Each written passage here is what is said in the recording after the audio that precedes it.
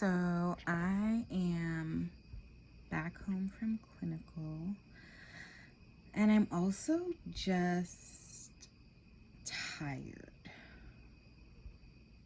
but like fatigued, but like drained.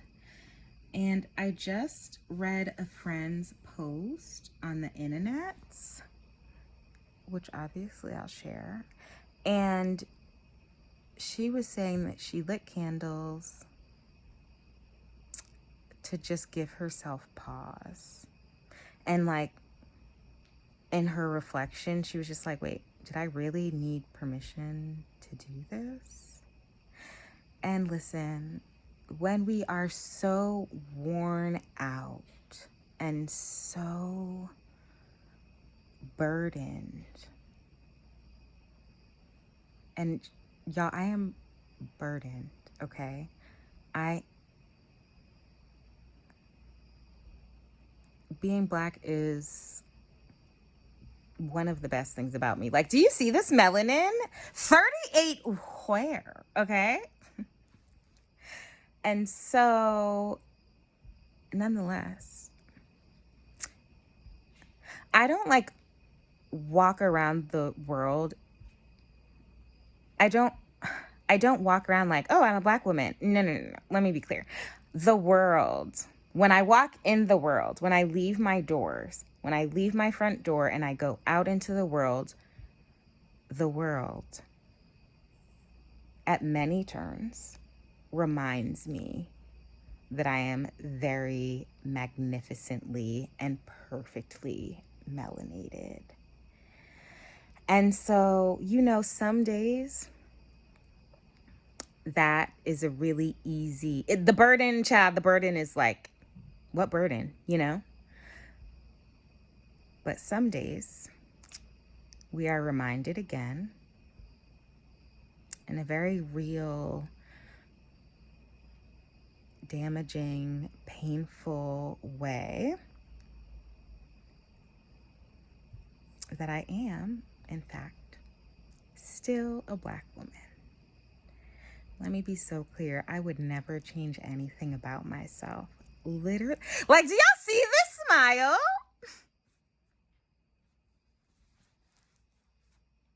This is what joy in the midst of adversity looks like.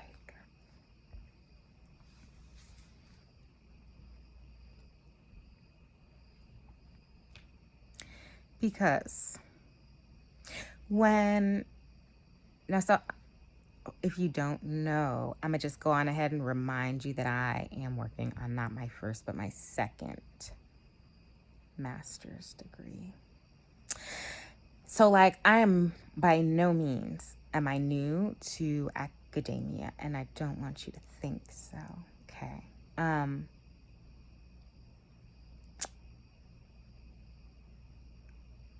But so when a professor says something that is tone deaf and insensitive, and you say, hey, what did you mean when you said that? And you have a 1-hour conversation. Now, for me, no. For her, it could have just been a 1-hour conversation. I don't know. But for me, that 1-hour conversation that happened on the first day of class, which was 6 weeks ago, it's still happening. It's still alive and well, because she asked what I thought she could do to remedy the situation. I told her, and she chose not to do it. And that's fine. Totally fine. I do not expect anybody, and I do not expect anybody to do something just because I told them. That would be crazy. That's like, actually, I'm not going to do that. But here's the thing. When it comes to something that is a difficult conversation for many people. If I tell you, did you know that the thing that you said was insensitive? I'm not asking you for permission. I'm not asking if you agree. I am telling you that it was. And so here's the thing when it comes to any sort of discrimination, prejudice, racism, microaggression, bias, the list continues. I'm going to stop myself here. I'm going to let y'all go to the internet if you need more information. Here's the thing.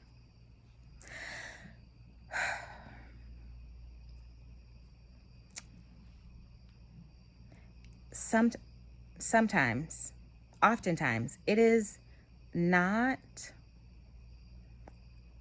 if it was said, but it's how it was said. That's the problem. It is the intention versus the impact.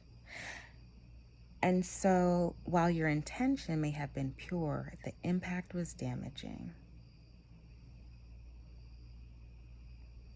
I didn't ask you to validate if the impact happened. I'm telling you this was what it was. Behave accordingly. And so here we are in week 6. The professor said something else. That was insensitive.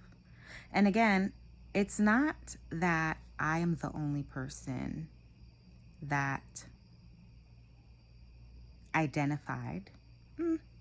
I'm not like, oh my God, that was so insensitive. And it was only me. I was not one out of the 50 that thought it was insensitive. There were several students who thought that, but I, being who I am, literally cannot help myself, right? So I'm like, hey, what did you mean by that? Because I'm just curious. I'm not really sure what you meant. I just wanted to ask for some clarity. What did you mean? So I can do that. I've been equipped to have these conversations. Unfortunately, I have been equipped to have these conversations. But also, fortunately, I've been equipped to have these conversations.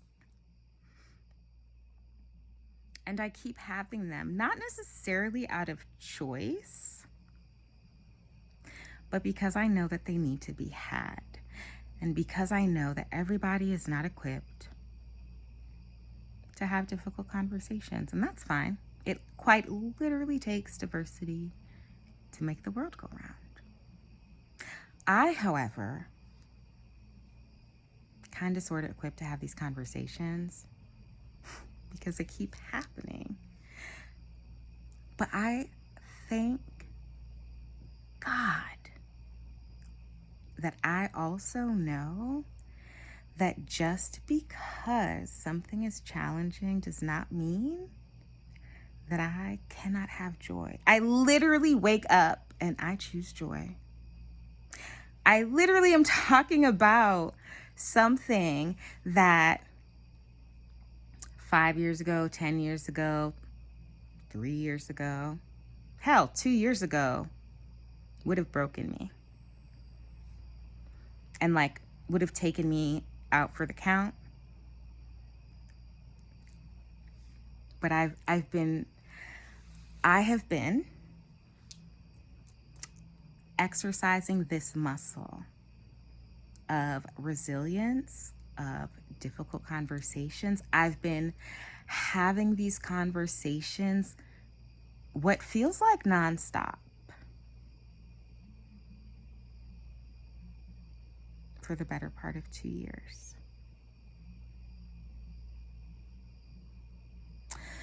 So I'm able to choose joy because I know what adversity looks like.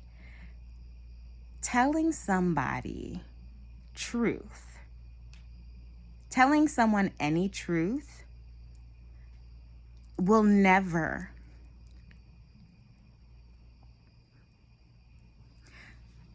be more difficult to me than any other thing that I've done in my life. watching, not even, no, that's already that's not even the right language. At 38 years old, I have already outlived one of my best friends.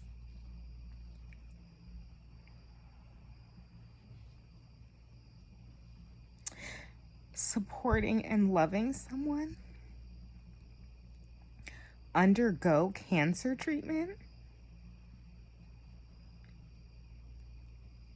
treatments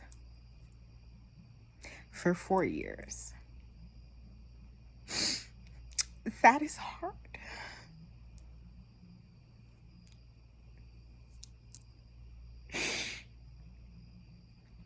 And I wish that on no one.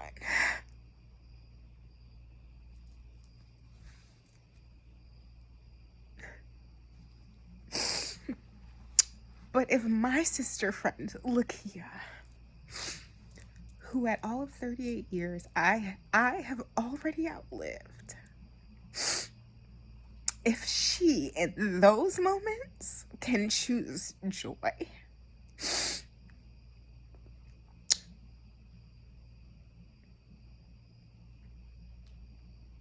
the least I can do,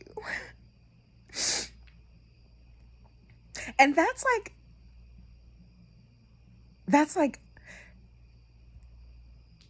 cancer. In those moments when we are sitting in her hospital bed and I am there to just literally show up in a way in which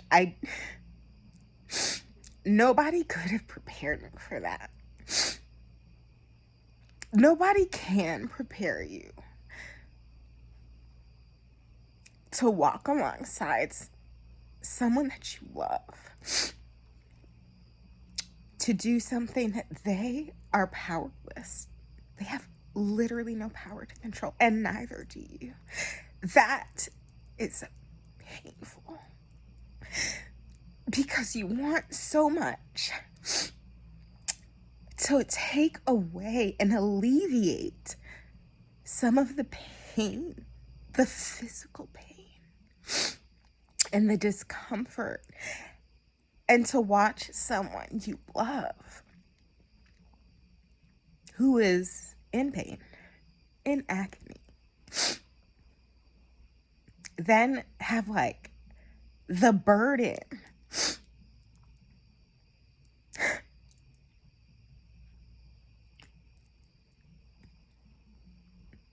but I can't even say burden because I know that it came from a place of love and care, to say, I don't really want to tell you guys how much pain I'm in because I see your face and I know how hard this is for you and I don't want to make it more difficult. What? Girl! You don't get to do that. When I am supporting you, I don't want you to feel like you need to worry about how I feel. Girl, I don't have, why are we here? Why are we doing this? And so if my friend undergoing all of that can be in somebody's hospital bed and still choose joy in walking through the valley of the shadow of death and still choose joy, the fucking least I can do is tell somebody, regardless of their station in life, you made a mistake. Here's why it was a problem. Let's talk about it. That's the least I could do, y'all. I'm unable to do anything differently. I've quite literally actively tried to be like, I'm not even gonna do this. I'm not having this conversation. And then somehow here we are still having this conversation 15 minutes later because I can't stop talking. Because not only is this, I just, there's too much at stake. Now that I am in healthcare,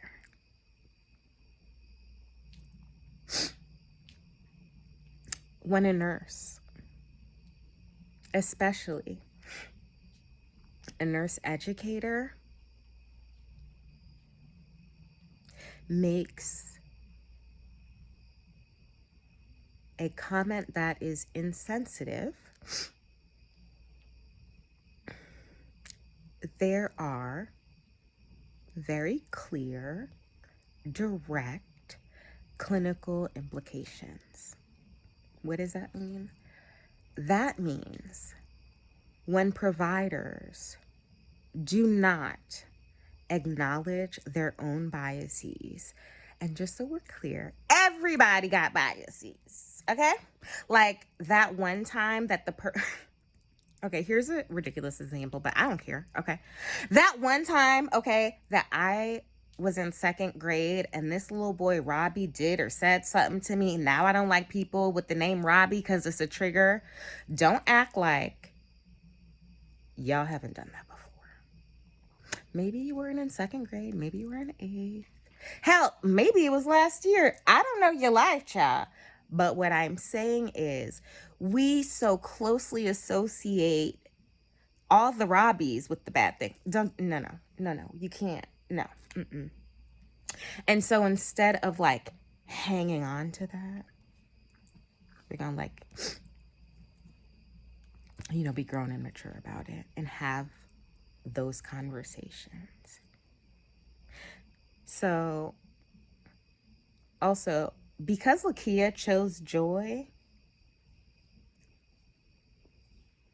in the hardest of times,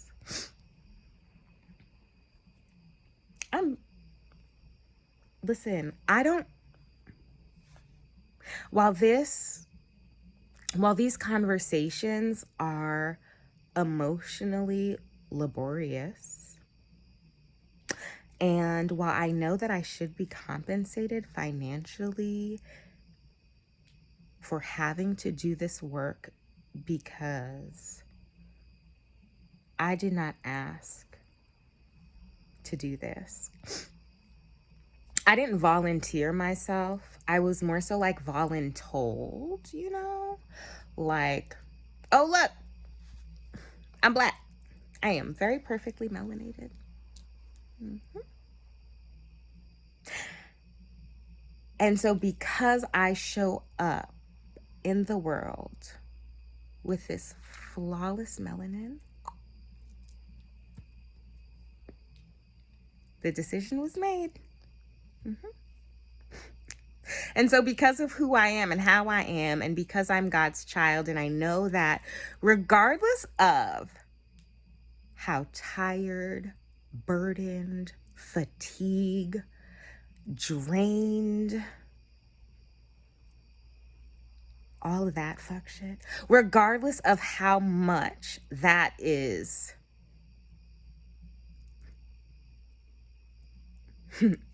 regardless of how often people try to place the burdens on my shoulders, I'm going to,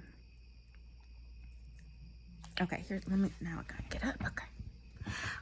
I'm going to literally straighten my shoulders, because when you pull your shoulders back and whatever was trying, when you're like slouched, right? Like something could just like rest right here. Mm-hmm. Child, roll those shoulders out.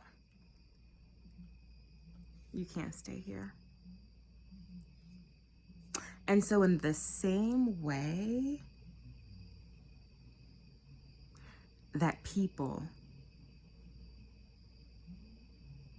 are people, because, humans be humaning, if you will, And so we say things sometimes that we don't mean.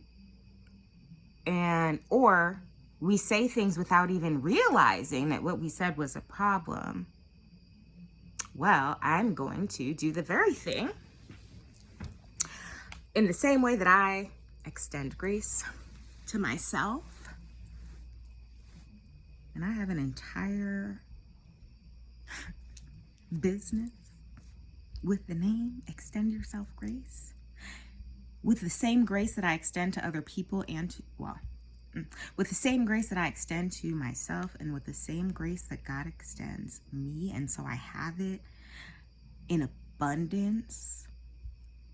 I'm going to also extend it to the same people who are trying to burden me. And so, I still choose joy in this. I still choose rest in this.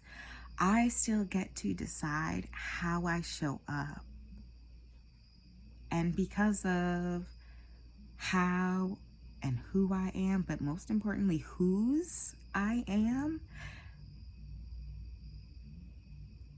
as a child of the Most High, excellence is already mine. Rest is already mine. Peace is already mine. And so this is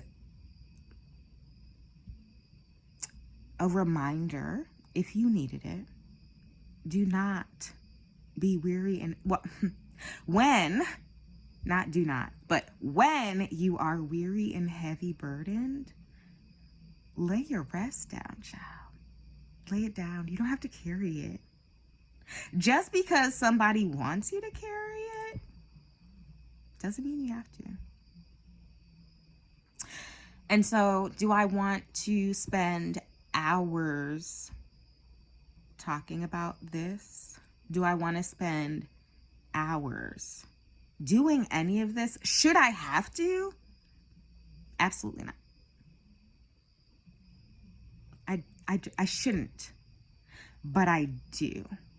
Like, I choose to do it because, one, the people who came before me did. Esther McCready was the first Black nurse,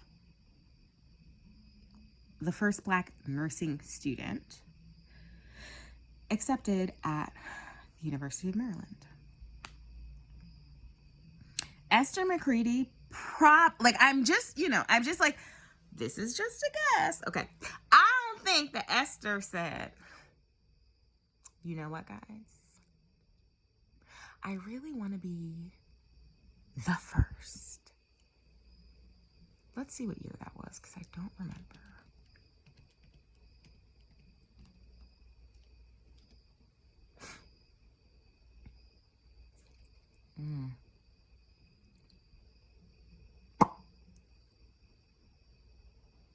I think 50.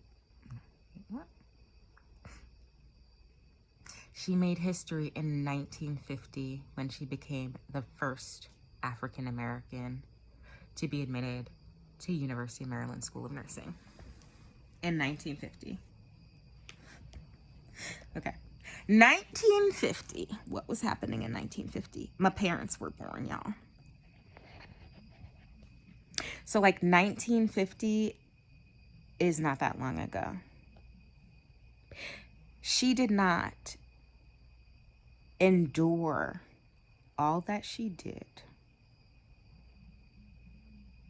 just for me, who has the talents, skills, gifts, abilities, and capabilities to follow in her footsteps, to not continue that same fight. I also do this. I also do it because I can't help myself. I literally cannot help myself. Like,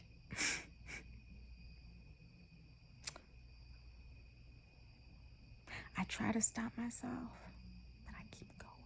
I can't help it. Like,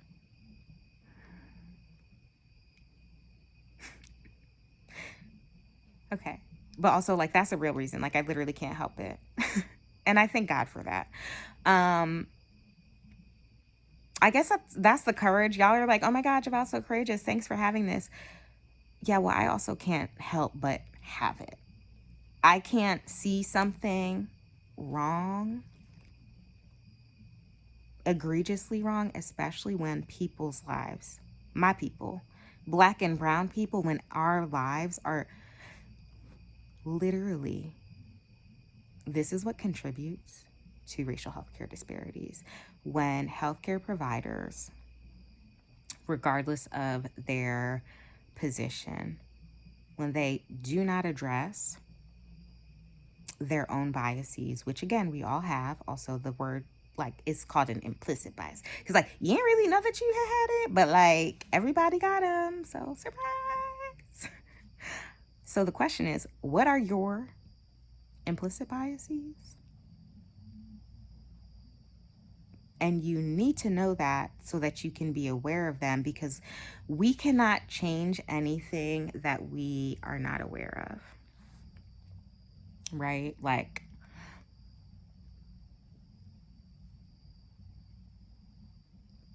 it's just like, nah, you can't do it. You know what I mean? And so the first thing is, like, be aware. What are your triggers? What are the things that upset you? What did Robbie do to you all those years ago in second grade that you still hanging on to people named Robbie, but brother, that was like a really long time ago for you. Why are you still hanging on? Let it go, girl. Let it go. Release that. Nobody's asking you. Y'all, also, it takes too much energy to hold grudges. I'm not going to do that. I'm just not. I can't. They're the way my mind moves so incredibly quickly. I'm gonna tell you right now, by next week, like, you could have done something today to upset me. By next week, I probably already forgot. But I've moved on. Actually, I moved on 5 seconds later. Like, when I said, oh, okay, all right, it's fine. We talked about it. We moved on. You know, I moved on because I'm now 37 steps ahead already. Like, it happens quick. You gotta keep up. Another reason that I do this is because, well, not only are their lives on the line, but, like, in order for other nurses to come through my program. Okay, so my hope, my sincerest hope, is that I help people become more successful. That's, like, in some way, shape, or form, that's kind of always been my personal mission. I got my master's in teaching English as a second language. One, because I really love words. Like, I really love words. Además, amo. Sí, amo las palabras. Pero, ¿sabes qué? Es que las palabras en inglés tienen más significancia porque también hablo español. Y hay unas cosas que they're just like not the same. So, like, I appreciate the English language more. This is also basically what I had just said. Yeah, I do love words in English, but I also love words in English because I speak Spanish. And so there's this language has a real nuance. But if you speak only one language, you probably don't know that. You're probably not as aware as other people who speak multiple languages. You just can't be, child. Like, just, you can know like a little bit, but like you don't know, no. Okay? Because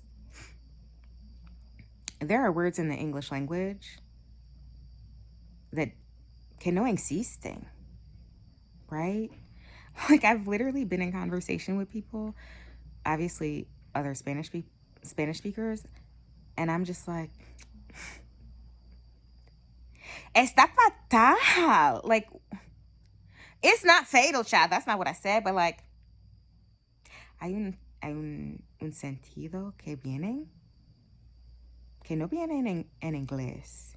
Y por eso hablamos, tenemos que hablar, yo pienso, en otros idiomas, tenemos que preguntar a otra gente, a otra persona, qué somos las diferencias y díganme, enséñenme. Quiero saber todo de eso. I literally live in the difference. Like, because I've always been like the other. Because I'm not, basically, long story medium. I was in the Metco program in Boston where kids from the city go to kids in the burbs. That was the black kids in the white schools. Yeah. So I have known since I was a little babe. Not I have known. People told me, people taught me to be aware, even in my tiny tot of an elementary school mind, that I was different. And so because I know what it feels like to be othered, and I think this is true for many minorities, because we know, because we have consistently been fed the same messaging from at every turn, okay, that we're othered, that we don't belong. Where are you really from? Boston? Mm-hmm. Yeah, I'm really from there. Yeah, I know. Oh, you want to know? Oh, my background. Yeah, no, but still Boston. But then, like, obviously, I know what you're asking. What you're asking when you say, but where you really from is, you're not like other black people. I know. You're different. You're unique. You're special. You can't be just Black American. So because I've been forced to live in that difference, I have therefore embraced all of the things that make me different and unique. And not just me, but literally everyone. I started studying Spanish in middle school. Now, I don't know about where y'all went to school, but that's like low-key not normal. Now, granted, I will say, like, there was like 5 seconds when I think I was in 4th or 5th grade where I studied French. Not for me, y'all. That's when I knew, if the teacher's gonna be boring, I can't be here. And it was after school, so you're gonna have the audacity to bore me, but then also make this an after school class? Please don't. No, thank you, please. I'ma just exit stage left. So yeah, French didn't work for me because I said that's not it. So I started studying Spanish in middle school because it was a requirement, I think. And because my mama is who she is, I also started studying Latin. And then obviously everyone in the US studies English. So at the same time, my very confused middle school brain there was like a, what's that movie? It's only good if I like know the name of it, but I don't. The Rain Man, where he has like the math, all of the numbers and equations and things are like floating around in his mind. That was how I felt in middle school, learning my own language, literally, learning Spanish, que no tiene nada que ver con inglés, literally has nothing to do with English. Like, Spanish is definitively a one-to-one language. If you know the letters and the sounds that they make, you can pronounce basically any Spanish word. English, conversely, is not one-to-one. It's like 1 to 79,000 million quadrillion billion. There are so many rules and exceptions in the English language that, like, yeah, you might know the letters and the sounds, but like, throw an E on the end of a word and see how it's gonna change it up. Like, whoo, child. Yeah, I live in the difference. Like, that has undoubtedly fueled me. Not even fueled, it's shaped me and matured me into this awesome, phenomenal, perfectly melanated woman that you see before you. And so, in closing, I want to remind you, you don't have to carry any of the burdens that anybody tries to place on you. You literally don't. No is... People say it's a complete sentence, but I just feel like if you're in a woman's body, no is... Or if you identify as a woman, no is not a complete sentence, because okay, let's do an poll time. When somebody asks you a yes or no question, like, okay, someone today was like, do you want to see my vaccination card? And I was like, no, I trust that you're vaccinated. I don't need to see it, but I do need you to still wear your mask, okay? Love you, mean it. And then they still went in their wallet and dug out the vaccination card. I was like, did you? I know you heard me. Don't ask me a yes or no question and then I give you, I answer the question. And then you go, girl, you chose wrong. What kind of mess? Like, what? ¿Cómo? ¿Qué onda? Don't do this. Don't do that. Mm-mm. And so I legit was like, well, why would you? What are you doing? Why are you asking me a yes or no question? And then when I give you an answer, you're like, I don't care. I'm going to do that. And don't. Silly. So like in this example, it's like, you're so silly. But when people ask you, hey girl, can you hold this 1,000-pound burden of mine? You get to say, no, thank you, please. Now, obviously, if you identify as a woman and you were socialized as a woman, it's like, well, no, but... Let me tell you something. I'm giving all that up. I've actually already given it up. Sometimes we feel like we need to couch the no to make it more palatable. Now that... Because you don't want people to feel bad. That's so thoughtful. But guess what?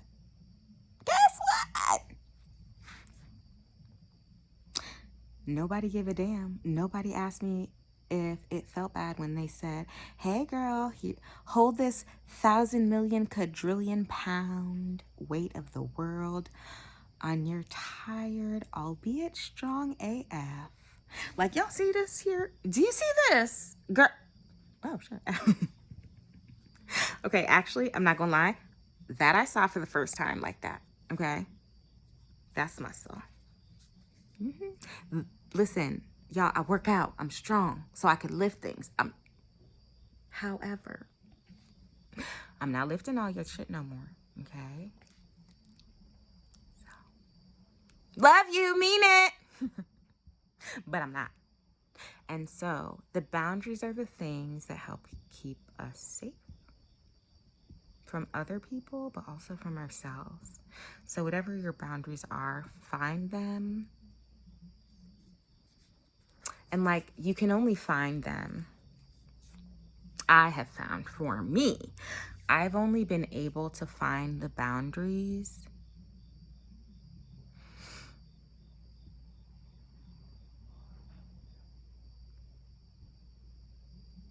when I've when people have overstepped them. And so then it's like, wait a minute, where is my fence, child? Where? Looking high and low just to search it. Oh, okay. And then you get to figure out where you want to put the boundary. That's your job. That's control. That's amazing. That's security. It's safety. Get you a good ADT alarm on that boundary. So if anybody comes close, too close, the alarms start going off and you're like, hey, chill, bro, chill. That's what boundaries do. And saying no is also a boundary. Resting. Okay, so here's the thing. Everybody needs rest. We know this. We also know that people are at an increased risk for adverse cardiac events in the future. What does that mean? When you're younger, we know that kids need a whole heap of sleep because they just out here growing all day. It's tiring. It's tiring to have. Y'all know how much a newborn sleeps? I'm like, do you do anything else other than be cute and like pee and poop and vomit and cry? Oh, the only time you do those things is is when you're not sleeping? Yikes. Oh, you sometimes still do vomit when you sleep. Why? How you do it? Choose a struggle, baby. Okay? Rest is required. Oh, shit. Okay. Rest is required for growth. I'm going to just let that sink in and simmer in my spirit. Rest is required for growth. So that also means when you're in the midst of adversity, like I am, you still need to rest. The only way to make it through healthy, well, good even, half decently, child, is if you rest. And we all know this to be true because we all play games and don't get enough sleep at some point or another in our life. And that brain fog that happens, don't do that. Y'all, we gotta do better. Literally don't do that, okay? So, because rest is so critical, I'm just like, critical isn't even a strong enough word. It is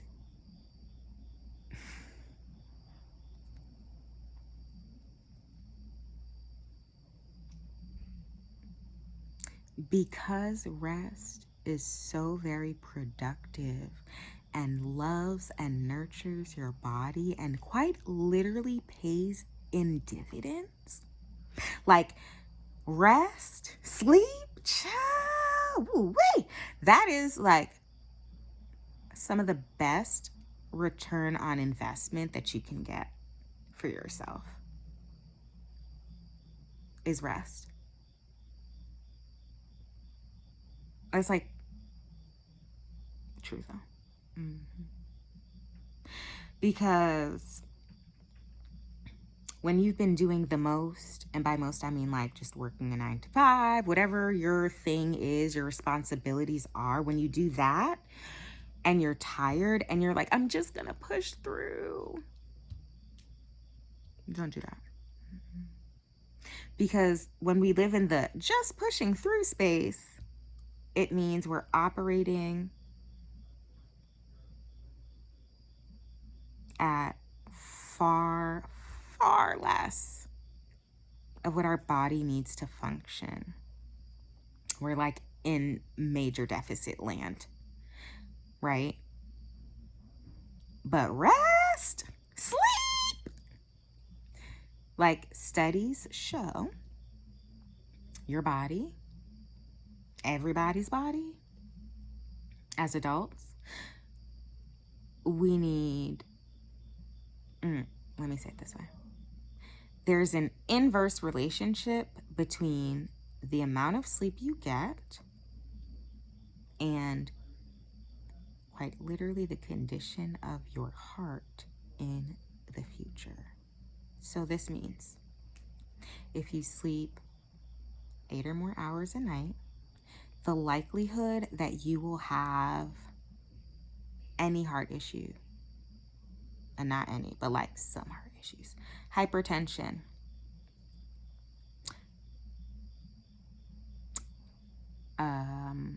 like what are the, an MI, a myocardial infarction, a heart attack, all of those things, yeah.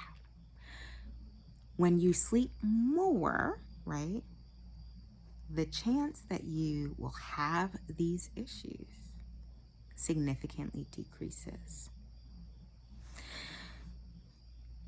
So when I say that rest, sleep is productive, it's restorative, I genuinely mean your body is like cleansing itself. It's like bathing itself. It's like, ooh, sleep. So yummy, so delicious. So yummy and so delicious that it's repairing itself in some way, right? And so me saying no thank you please to racial, social, all the injustices taking up a significant amount of my time, because the thing is, these discussions, they still wear me out, don't get me wrong, but far less than they did years ago, last year, 2 years ago, far less. And so I need you to hear me when I say I'm quite literally doing, yet again, one of the hardest things I've ever done. But I choose joy. I choose me. I choose rest. I choose continued excellence. I choose perseverance. I choose this life for me. Like, honestly, even if I could choose my life, I'd be like, this one's kind of... We've been through some things, this life, me and I, this life and I. But it's still so good, and I choose it because even in the midst of this, I still choose joy. Y'all, my life is still fly. I'm still amazing. I am no less joyful because I have to deal with this. Actually, I am more joyful. I was surprised when I said it, y'all, but like it's actually true. I am more joyful. I have more joy because not only am I showing up in this way, but I'm like, it's not breaking me. It can't break me. I've done harder things than to have a difficult conversation with somebody. I've done far harder things. So like, friends and family alike have said to me, oh, I don't want to talk to you. I don't want to stress you out about this thing. Excuse me. Having a conversation That's the easy part. Okay? I can handle a conversation. That's easy for me. So, in closing, I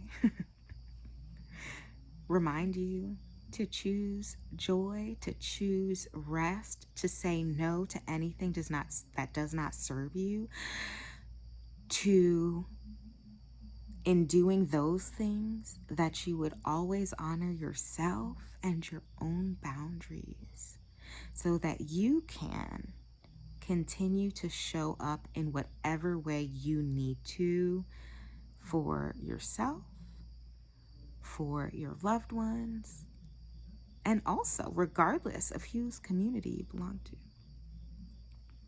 for all the people who are going to follow behind you. And so even if you're just like, man, this is hard. It is. You right. You'll be fine. You're going to figure it out.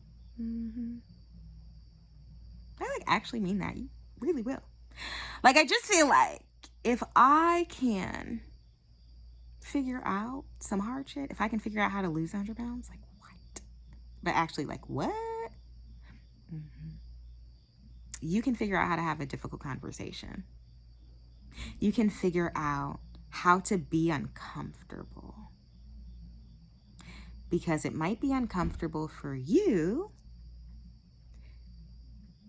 to have the conversation, but really for you to be held accountable, that might make you feel uncomfortable. But if that alone makes you feel uncomfortable, imagine then what it would be like to be on the other side. Put yourself in my shoes, cat, where you are oftentimes, at most times, one of few minorities, one of few Black students, and yet you are still made to feel. I'm no longer going to say I have imposter syndrome. No. Let's be real clear. You, and by you I mean literally anybody, made me feel. You projected your own shit onto me and tried to make me feel like, and also you've succeeded at times, but now I very politely say, and that's why your mama's a hoe. And to homegirl who introduced me to that line in the song, I wish you did not. But it's too late, we're here now. So, if me telling you that the thing you did was uncomfortable, imagine then how hard it would be for me to learn how to get to the place where I can say, where I, Joel and Valerie's daughter, where I can say, in a way in which you can hear me,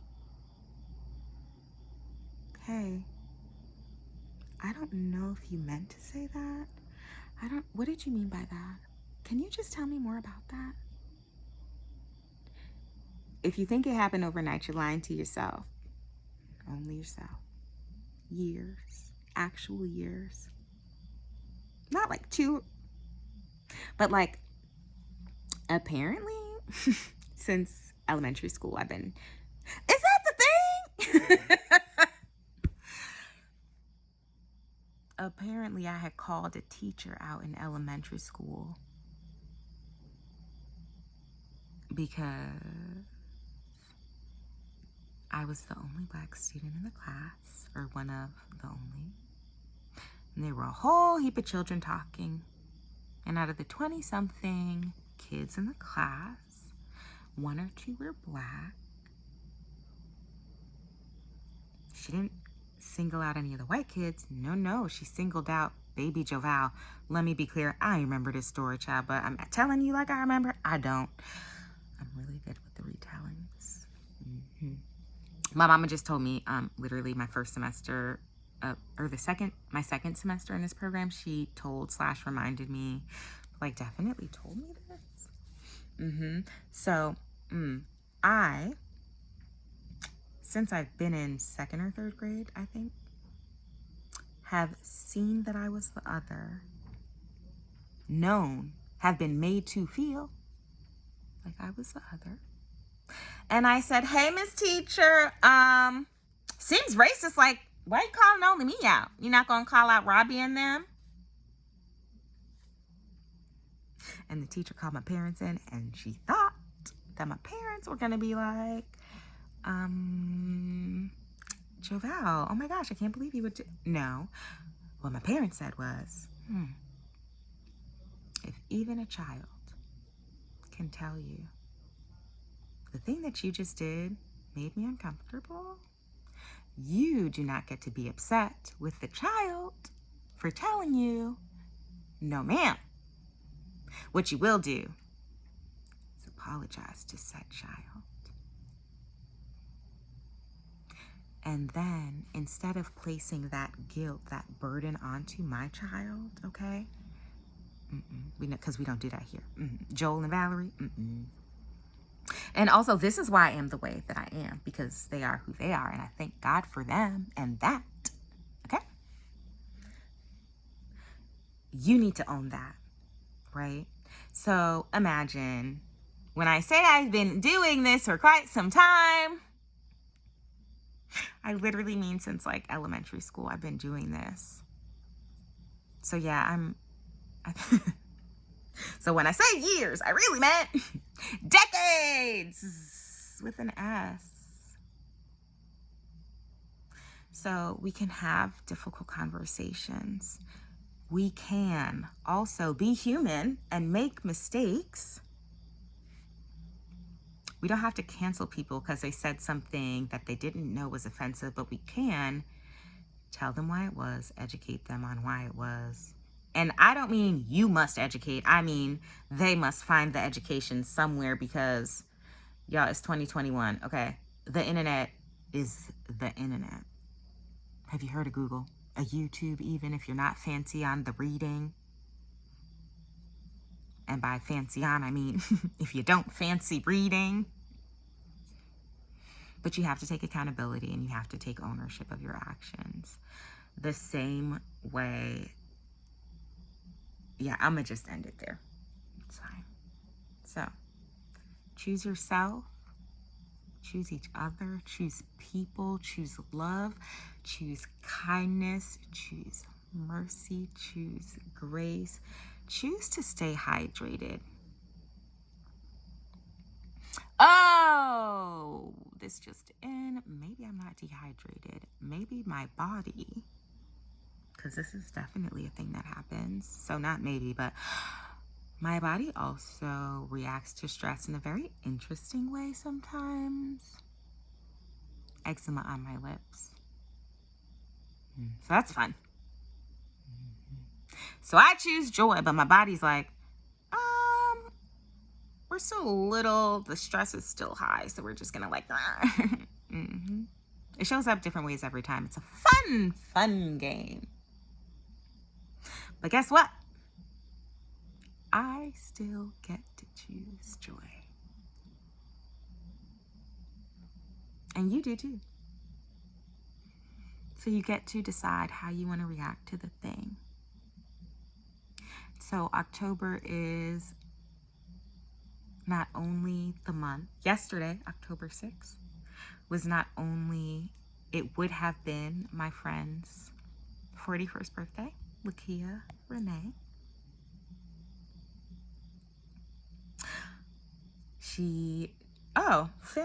Fancy that. Lakia Renee also died of, or rather, triple negative breast cancer. Very aggressive, especially in Black women. Black women, I believe, are more likely, I think it's like 3-ish times more likely than white women to die of triple negative breast cancer, or maybe be diagnosed with. I'm gonna just post a fact. Her mama, former nurse, hey, Mama Rhonda, yeah, she out here doing what nurses does, which is educate, but like, never mind, I'm not gonna be shady.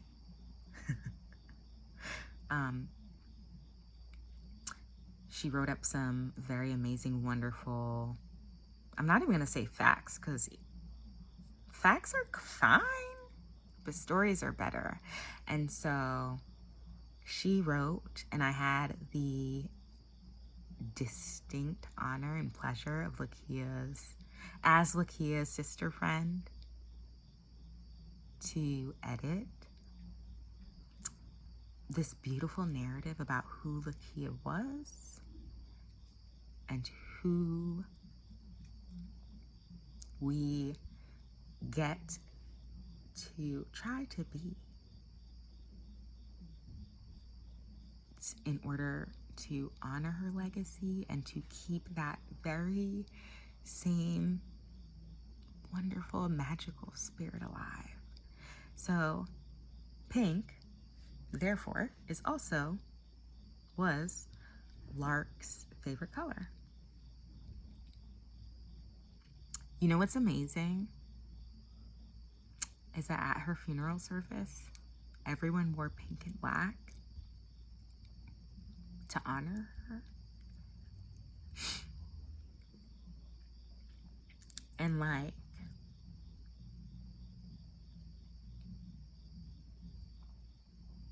okay, so like, here's the thing.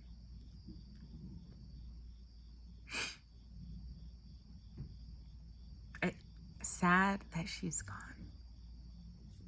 No question. Far more proud and glad, happy and relieved and joyful, and so damn appreciative that I even knew her. Because my life has been changed. Because I did. And so because of her,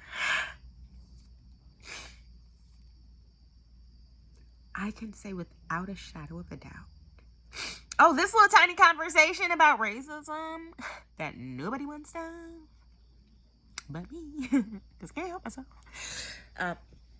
Oh yeah, I can do this. Because if Lakia did that and was literally in the hospital, we would laugh so loudly, the nurse would like knock on the door and be like, "Are you guys okay in here?" And we're like, "Oh yeah, we're good." And like, we thought you were like screaming. And it's like, oh yeah, screaming from laughing? If she can do that, I could damn sure have a conversation. If she can do that, you too then can do a difficult thing. And so I challenge you in honor of my sister friend and her legacy.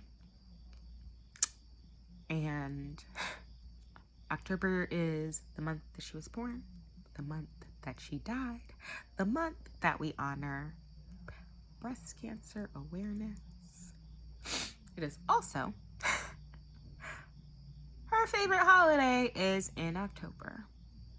Well, one of her favorite holidays is in October. So, out of love, respect, admiration, all the things, I challenge you to make someone's day just a little bit brighter. Just a little bit. And not even like a big bit. Like, y'all not ready for like the megawatt smiles and things that Lakia was giving out here? Like, where are my shades? Okay. You can't do it. Can't replicate it. Trust me, I've tried. So because of who she was and because of who I am and getting to carry her legacy, make someone a little bit happier, a little bit more comfortable, a little bit more joyful, a little bit more at ease. Do something, literally anything of your choosing, to brighten someone else's day because of no other reason. Okay, No lie. I was about to be like, because my friend died. But, I mean, she did. That's true. But, like, if for no other reason, out of love, respect, whatever, for my friend and her legacy. I definitely have homework and things to go do. So I choose joy, rest, all those things. I also choose to get A's in my classes. So I'm going to go do that. I get to do it. Yay! This has been really real.